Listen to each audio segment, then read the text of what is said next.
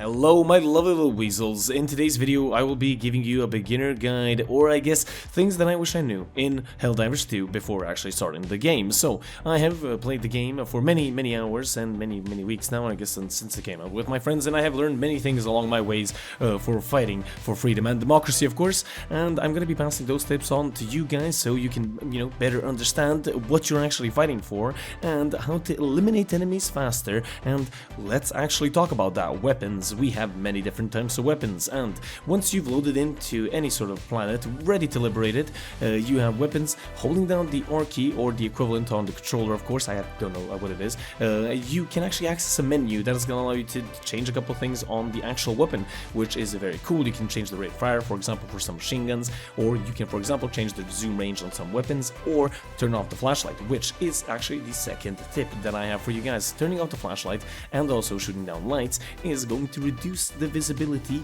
for enemies, and they're not going to spot you as easily, which is going to be very nice, especially if you're playing solo at higher difficulties. This helps out a decent amount. Now, we do also have SMGs and the automatic pistol, and also just secondaries in general, which of course you can use whilst carrying an SSD, which is the third tip, and you can actually look behind you without zooming in and shoot the enemies behind you so you can escape and probably not get mauled by 50 hunters at the same time. Now, you probably want to keep on moving most of the time, and the best way to do it while throwing stratagems is going to be our next tip, is binding it to the arrow keys. Now, if you bind this to the arrow keys, it is going to be a blessing. Yet you can run away from enemies, well, I guess as much stamina as you have. If not, then you're gonna die for democracy.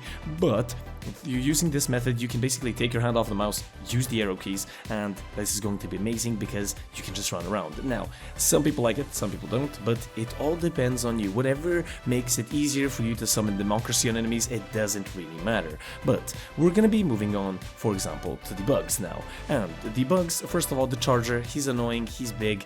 Now, using the expendable rocket or any sort of missile is going to be very good when you shoot it in the leg, either one of the front two legs, because it's going to strip the armor and basically allow you to use your weapons and kill him in really fast. Now, talking about the bugs, the brood hide, this guy right here that you can see on the screen, if you shoot his legs, he is actually going to be much easier to kill, because when you kill his head, destroy his head, he will go into rage mode and he will want to maul you. And believe me, dying for democracy is amazing, but you don't want to be mauled by this guy because he kills you very fast. So we're basically going to be moving on to the robots now. Talking about the robots, if you actually spray and pray on them, whatever automatic weapon you choose, they do actually have a feature where they basically get suppress fired like in some other video games, which is very cool, and they become less accurate, which is incredibly good, especially when robots are shooting at you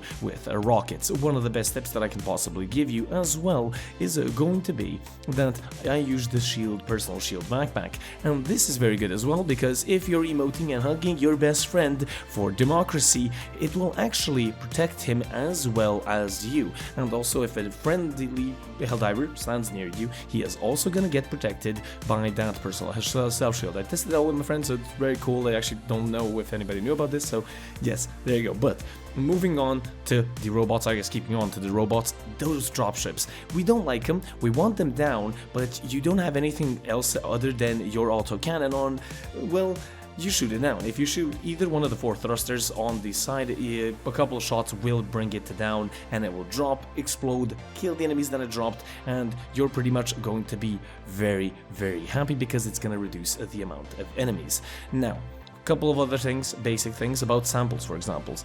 This thing right here, this silver veiny strange formation rock, will give you the super samples that you need, depending on the mission type that you're playing. From level 7, if I'm correct, from onwards, you can get these super rare samples, and they are found only here at this spot, but the spawn location of the spot is completely random, so you don't know where it is. So finding this veiny rock is going to be very nice for you, because you can get those juicy super samples. Now, another tip that I want to give other people is also samples are completely shared across everyone in the team. So if I collect 5 samples, for example, and my friend doesn't, I look at him, he looks at me, he shoots me for democracy, of course, on samples, and because he wants my samples, but he doesn't know that it's completely shared throughout all of us. So that's very cool to know.